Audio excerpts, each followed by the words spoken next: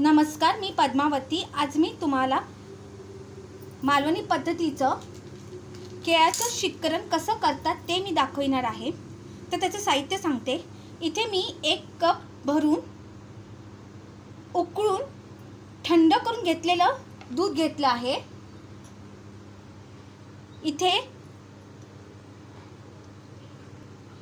एका पिकलेल्या केळ्याचे मी असे स्लाइस करून घेतले आहेत। 1 चमचा साखर घेतली आहे आणि पाव चमचा वेलची पावडर घेतलेली आहे। तर कृतीला सुरुवात करूया आपण। तर इथे मी आता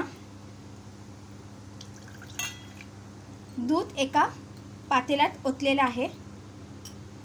त्याच्यामध्ये मी 1 चमचा साखर घातलेली आहे। आता मी व्यवस्थित ढवळून घेणार आहे।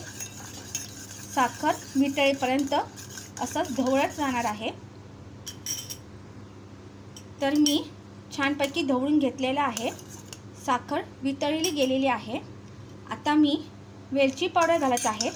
आता परत असं मिश्रण छान असं एकजीव करून घेत आहे। आता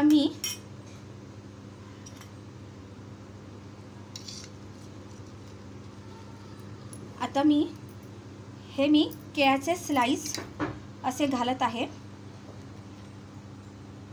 दुधामध्ये। काय जण पिकलेली केळी अशी कुस्करून सुद्धा घालतात, पण मी असे स्लाइस करून घातलेले आहेत।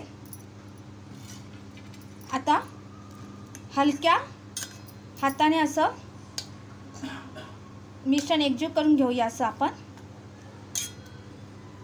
तर अशा पद्धतीने केळ्याचं शिकरण करतात।